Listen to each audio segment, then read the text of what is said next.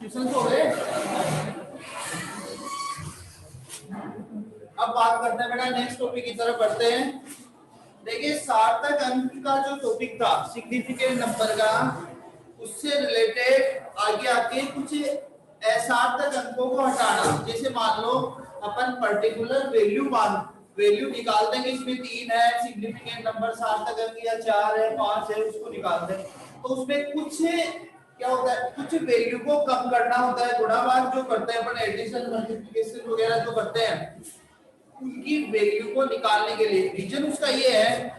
जैसे मैंने लिखा 3.52 प्लस 2.1, फिर लिखा 4.2341, बेटा जैसे ये है,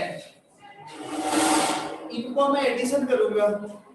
एडिशन करने के बाद में मतलब योग करेगी, योग करने के बाद में फिर इसके जो रिजल्ट आएगा उसमें यूं पूछा जाता है भाई ऐड करो, ऐड करके ये बताओ कि इसमें कितने सार्थक अंक है, कितने सिग्निफिकेंट नंबर है। पहली बात।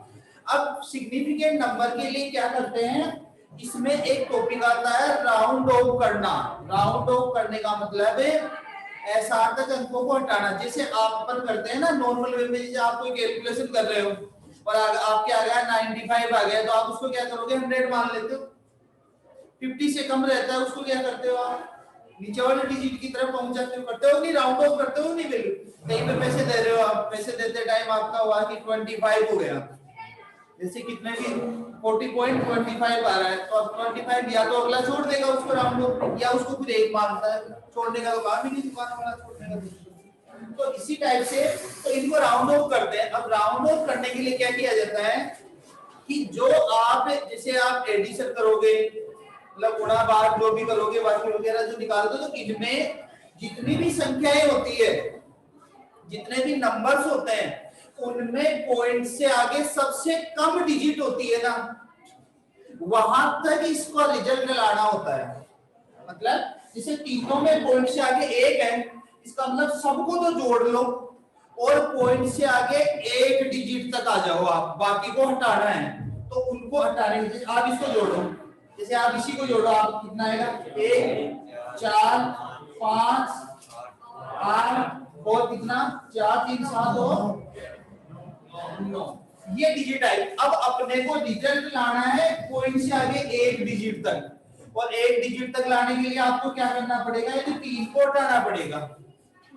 तो इनको हटाने के कुछ नियम होते हैं, पर इनको हटाने के लिए इसको राउंड ऑफ करने के कुछ रूल होते हैं। उन रूल को अप्लाई करके फिर इनको हटाया जाता है, डायरेक्ट नहीं होता भाई तीनों हट गए। इनको हटाने के कुछ रूल होते हैं, उसे बोलते हैं असार्थक अंकों को हटाना या राउंड ऑफ करना। इंग्लिश में राउंड ऑफ बोलते हैं। भाई राउंड ऑफ यहां तक पहुंचना है अपने को, तो अपने को इन 3 को हटाना है तो उसको कुछ नियम होते हैं। आप हेडिंग डालो सबसे पहले, रूल्स में एक एक बता देता हूं आपको भी। फर्स्ट हेडिंग डालो, हेडिंग डालो आप असार्थक अंकों को हटाना। असार्थक अंकों को हटाना, असार्थक अंकों को हटाना।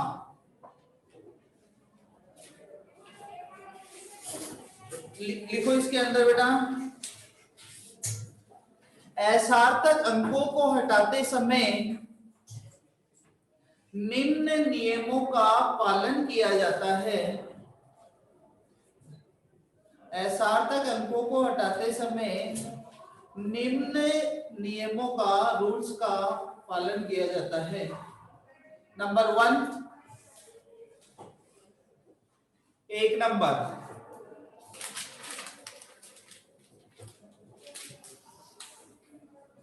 यदि हटाने वाला अंक 5 से अधिक हो, यदि हटाने वाला अंक 5 से अधिक हो तो उससे पहले वाले अंक में 1 जोड़ देते हैं। तो उससे पहले वाले अंक में 1 जोड़ देते हैं। पहला नियम देखो 12.06 जैसे ये लिखा मैंने पहले। अब आपको लास्ट डिजिट ये 6 हटाना है मान लो। अब 6 हटाना है तो क्या कहिए 5 से अधिक है। रूल अपना है कि हटाने वाला 5 से बड़ा हो। 5 से बड़ा है 6 है 6 है तो 5 से बड़ा हो तो उसको तो हटा देते हैं और पहले वाले अंक में 1 जोड़ देते हैं तो अपना रिजल्ट क्या आ जाएगा 12.8। समझ में आ गई बात। हटाने वाले अंक को लास्ट वाले को जो हटाना उससे पहले 5 से अधिक है तो उसको हटा दो पहले वाले में 1 ही जोड़। क्लियर। नेक्स्ट नंबर 2 चाहो तो एग्जांपल लिख सकते हो 12.06 लिख के करेक्ट आंसर लिखो 12.1। पहले एग्जांपल दो 12.06 लिखो डायरेक्ट लिख दिया फिर लिखो करेक्ट आंसर 12.1।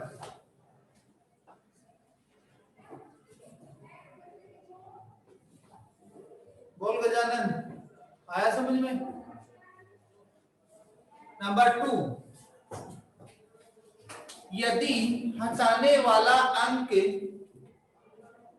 5 से कम हो तो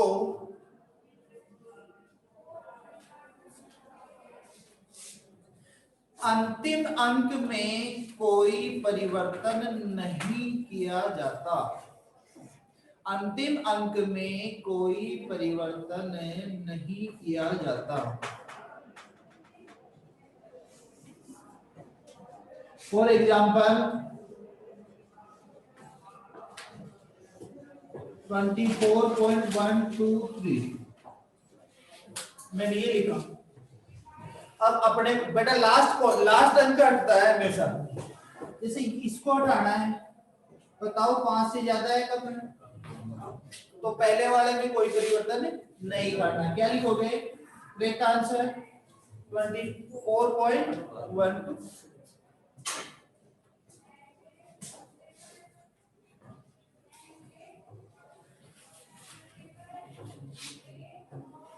हो गया। तीसरा नियम यदि हटाने वाला अंक 5 हो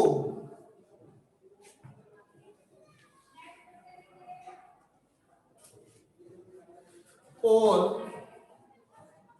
उससे पहले अंक सम हो। उससे पहला सम इवन ओड होता है ना 2 2 4 6 और 1 3 7 ओड इवन वाला सिस्टम सम हो तो कोई परिवर्तन नहीं किया जाता। और यदि अंक विषम हो समझ गया। ओड होगा कि इवन विषम ओड विषम हो तो उसमें 1 जोड़ देते हैं +1 कर देते हैं +1 कर देते हैं +1 कर देते हैं। ठीक है। एग्जाम्पल देखो बेटा 1.6145 फर्स्ट एग्जाम्पल। क्या हटाना है अपने को लास्ट वाला अंक देखो 5। अब 5 अगर ओनली 5 हो तो उससे पहले वाले में देखो कितना है सम है विषम इवन है ना सम। तो सम हो तो कोई चेंजेज नहीं होगा तो 1.614 करेक्ट आंसर।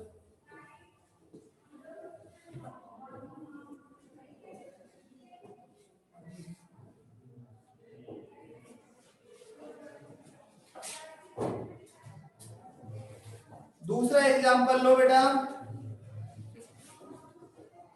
1.6175 बताओ क्या हटाना है? 5, उससे पहले वाला देखो विषम है सम विषम। क्या होगा आंसर फाइनल? 1.618।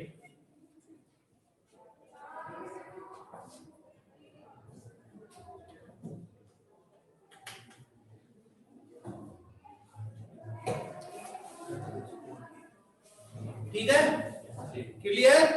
लास्ट एक रूल और लिख लो जो लाइव क्लास में अटैच है बेटा। क्लियर है? उसी दीपक नेक्स्ट, यदि एक से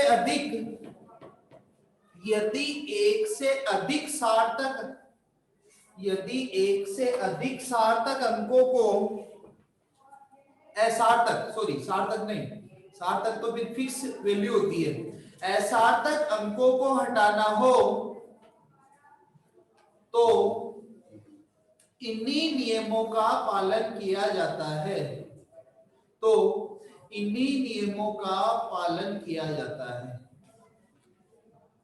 ओके, मतलब चाहे एक को हटाओ, चाहे जैसे मेरे को यहां से 1.6 तक पहुंचना है, 1 2 3 मेरे को तीनों को हटाना है, तो तीनों को उठाना है तो मैं ये सभी रूल लगाऊंगा उनमें, चाहे एक को हटाओ चाहे 10 को हटाओ, सब में रूल यही लगेगा। क्योंकि मान लो ये 5 हटा दिया, मैं 5 हटा के मैंने यहाँ 8 कर दिया, अब मेरे को 8 को हटाना है तो 8 में रूल लगा दो भाई, उस जो डिजिट होगी उसके अकॉर्डिंग रूल लग जाएंगे।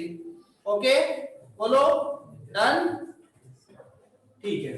चलो अब नेक्स्ट हेडिंग डालो, सार्थक अंकों से संबंधित गणनाएं,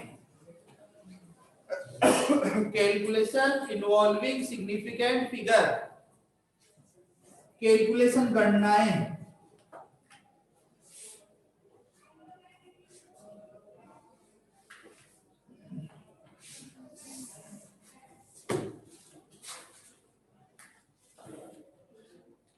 सार्थक अंकों से लिखो, सार्थक अंकों से संबंधित गणना जैसे गुणा, भाग, मल्टीपल, डिवाइड, जोड़, बाकी आदि करते समय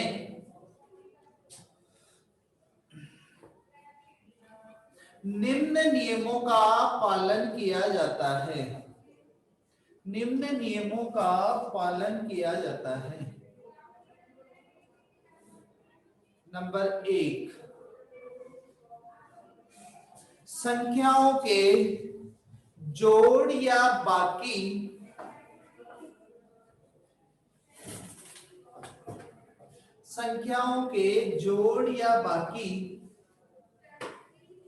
में अंतिम परिणाम में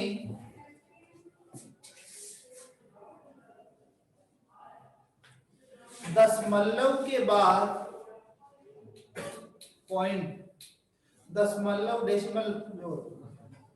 दशमलव के बाद केवल उतने ही स्थान तक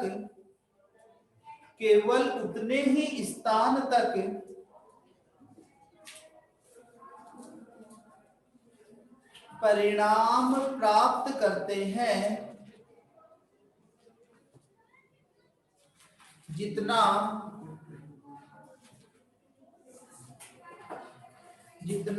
गणना में, परिणाम मतलब उत्तर, जितना गणना में दशमलव के बाद न्यूनतम स्थान वाली संख्या हो।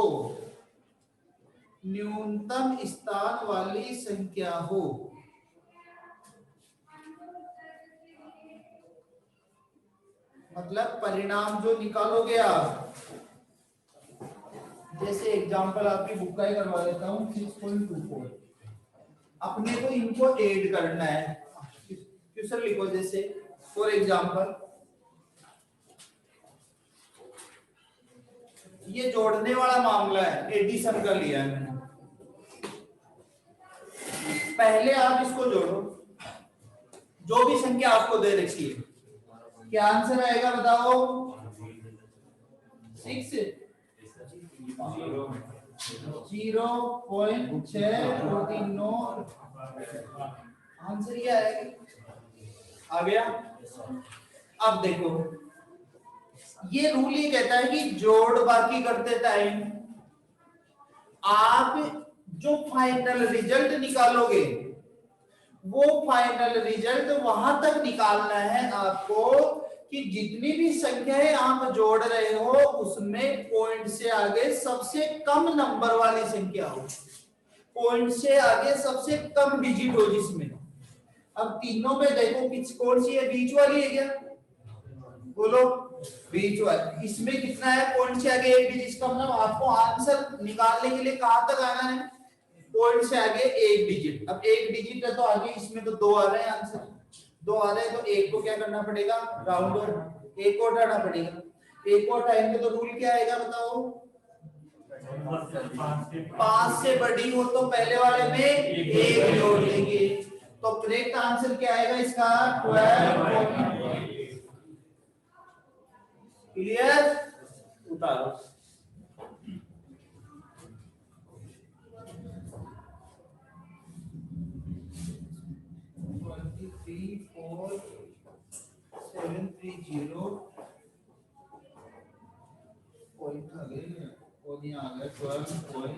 नेक्स्ट क्वेश्चन बेटा 1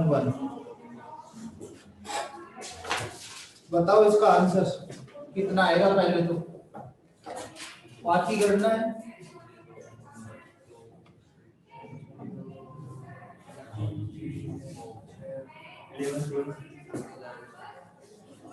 11.30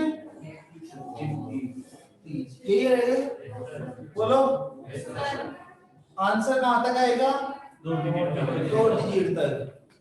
मेरे हिसाब से डायरेक्ट यही आना चाहिए। बोलो है? भाई 5 से छोटी है तो नो चेंज, अगर 5 ही होती तो क्या करते? फिर सम या विषम देखते। उतारो।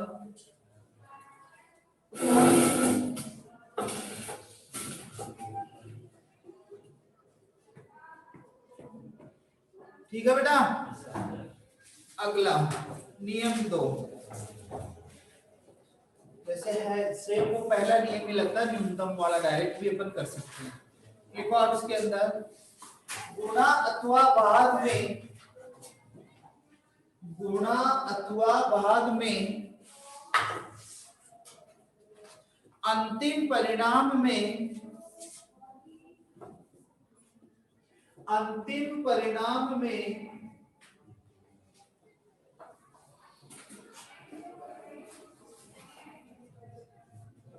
उतने ही सार्थक अंक होंगे जितने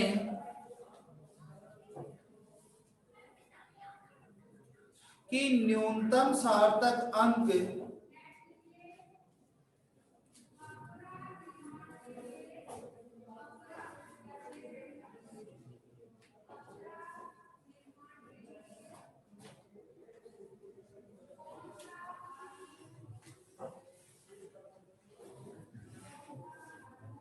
जितने की न्यूनतम सार्थक अंक है।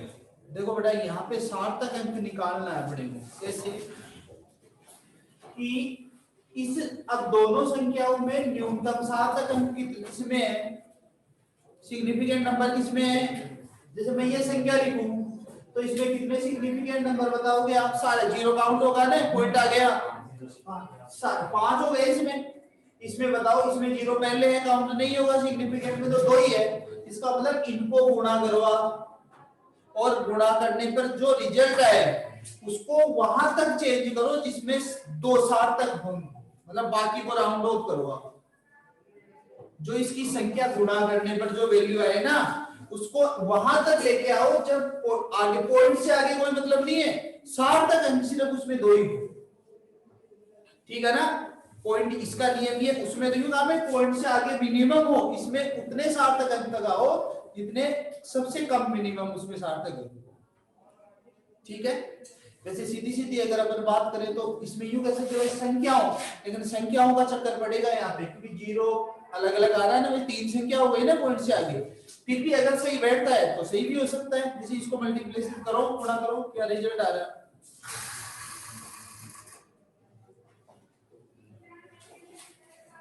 0.024332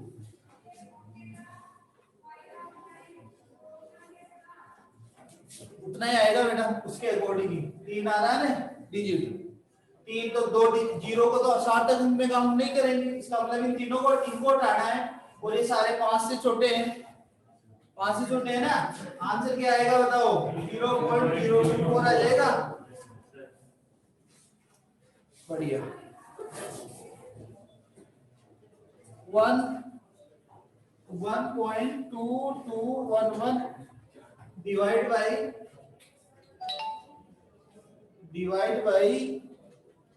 3.76, मतलब इसमें 3 7 तक अंक हो गए ना, 3 तो यहाँ तक 3 तक वैल्यू, इनको गुणा, इनको डिवाइड करो, निकालो रिजल्ट। देखो आते हैं नहीं आते, भूल गए होंगे आप, थोड़ा बात तो भूल गए होंगे, निकालो देखिए इसका आंसर, करो देखिए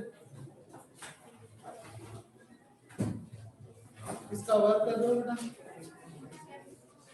केमिस्ट्री बिल्कुल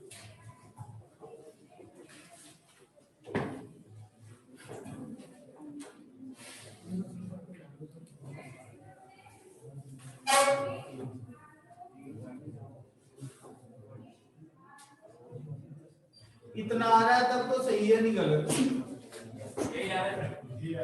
बिना किए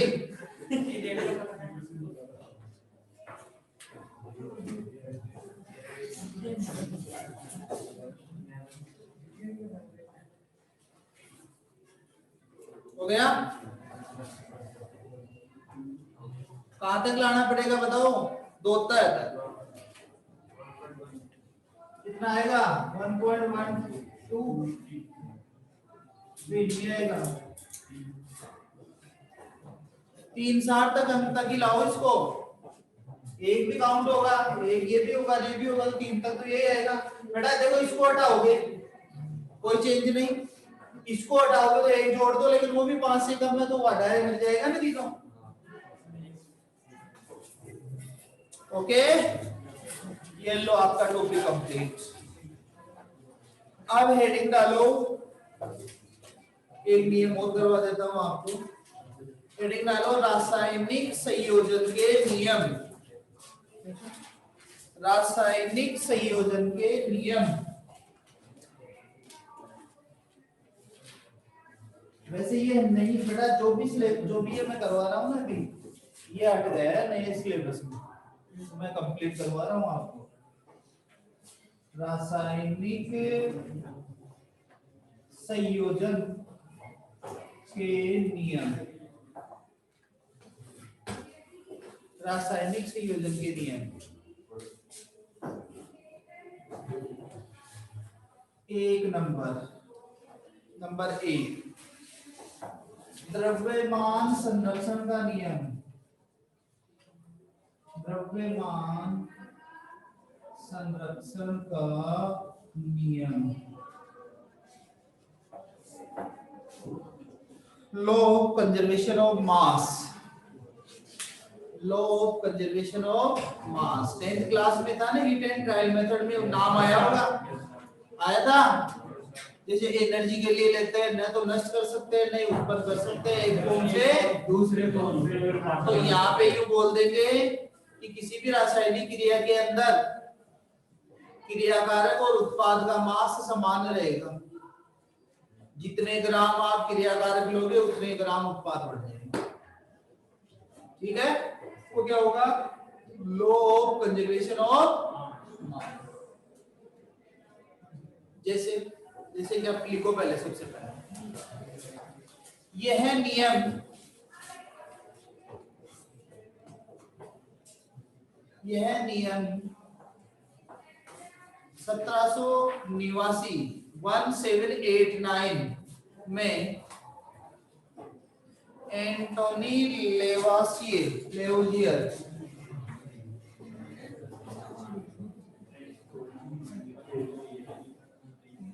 एंटोनी लेवोसिए, कहीं पे लेवोजियर लिखा होता है, इंग्लिश में लेवोजियर वर्ड होता है, लेवोसियर भी बोलते हैं, अलग अलग, ये तो लेवोसियर ने दिया।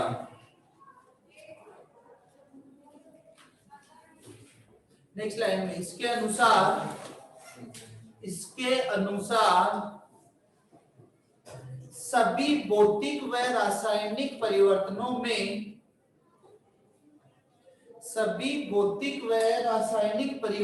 में भाग लेने वाले सभी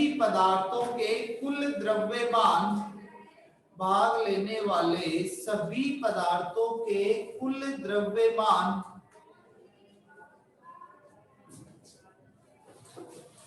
वह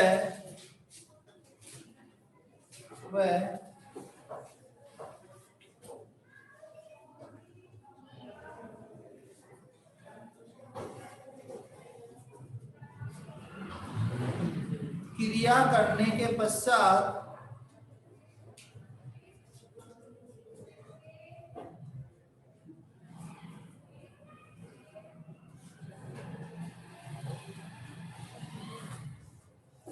बनने वाले सभी पदार्थों के कुल द्रव्यमान के बराबर होता है।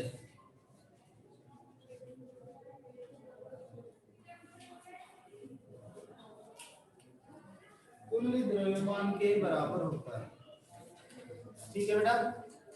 मतलब जितना क्रियाकारक, मतलब क्रियाकारक आप सीधी सीधी अगर लैंग्वेज में लो, नहीं है मैंने बुक की लैंग्वेज लिखवाई आपको, सीधी सीधी लैंग्वेज में ले तो अगर क्रियाकारक और उत्पाद का क्या होगा, मास बराबर होगा, द्रव्यमान बराबर होगा। तो ये लिखवाई हुई है क्रिया करने वाले पदार्थों का द्रव्यमान और क्रिया करने के पश्चात, पश्चात का मतलब उत्पाद में बनने वाले प्रोडक्ट बनने वालों का जो इक्वल हो, उनका इक्वल होता है, ठीक है बेटा। जैसे इसमें एक एग्जांपल लिखो आप, उदाहरण लिखो आप। एक तो आपकी बुक के अंदर देखोगे तो एक ट्यूब सी बना रखी है बेटा, उसमें एक तो एक NaCl और AgNO3, यूं ऐसी एक ट्यूब बना रखी होगी, एक में NaCl भर रखा है, एक में AgNO3 भर रखा है, ठीक है ना। है क्या ट्यूब ऐसी? कॉन्वेक्स नहीं, दोनों इसी, अरे इनको मिलाओ आप, AgNO3 प्लस NaCl, मतलब उसने यूं कहा, एक ये प्राउड का रूल है, प्राउड ने एक एक्सपेरिमेंट किया था, क्या किया, एक तरफ NaCl डाल दिया और एक तरफ डाल दिया AgNO3, ट्यूब में डाला, ट्यूब में डालने के बाद में उसका वेट किया, वजन कर लिया, भाई दोनों कितने ग्राम थे, द्रव्यमान तोल लिया, फिर इस ट्यूब को हिलाएगा तो ये दोनों मिक्स होंगे। अब AgNO3 NaCl मिक्स होगा तो क्या क्या बन जाएगा बताओ, AgCl और Na2 माने NaNO3 बनेगा नहीं बनेगा, भाई AgCl और NaNO3 बन जाएगा क्या दोनों बन जाएंगे। तो इसका मतलब ये पहले वाले चेंज हो गए, प्रोडक्ट विस्थापना विक्रिया हो जाएगी। जब ये बन गए, बाद में इसका वेट और किया, पहले अलग अलग से वेट कर लिया, मिक्स किया, नया प्रोडक्ट बनाया, वेट कर लिया, वेट करने पर ये देखा कि पहले जितना था उतना ही बाद में, अरे भाई इधर भी एक Ag तो आगे, उधर भी एक Ag, इधर भी एक NO3 तो उधर भी NO3, तो इक्वली तो रहेगा उसका। तो ये इसका रूल है। आप एक एग्जांपल के अकॉर्डिंग लिखो, आप उदाहरण लिखो, एक उदाहरण 5.85 ग्राम NaCl विलियन को कितना 5.85 ग्राम NaCl विलियन को कितने ग्राम AgNO3 के साथ, कितने ग्राम AgNO3 के साथ मिलाया जाएगी मिलाया जाए कि 14.35 14.35 ग्राम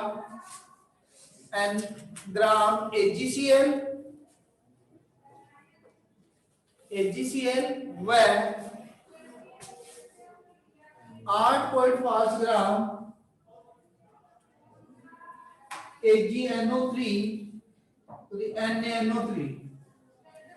NaNO3 प्राप्त हो।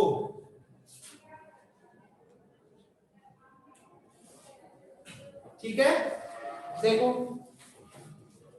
क्या कह रहा है, पहले तो रिएक्शन लिखो NaCl प्लस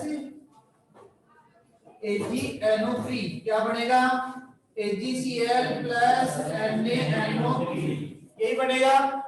ये कह रहा है कि कितना ग्राम NaCl का कितना 5.8, इसका दिया हुआ नहीं है, इसको मान लो एक्स्ट्रा भाई, इसको कितना मिला है, इसमें ये कितना मिलाया जाए, ये कितना प्राप्त हो 14.35 और 8.5 ग्राम, ये तो हुआ ना।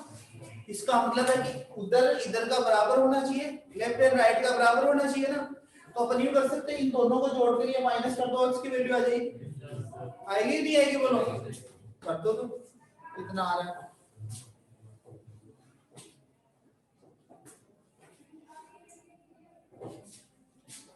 x इक्वल क्या हो जाएगा 14.35 प्लस 8.5 माइनस 5.85, जो वैल्यू आए वो उसकी आ जाएगी 17 ग्राम हो जाएगा सही।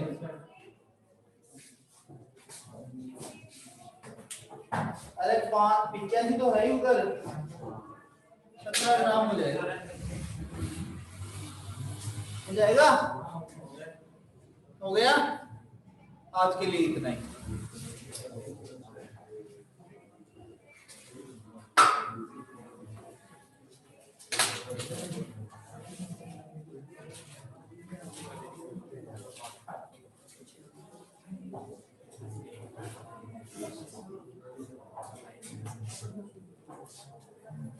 ओके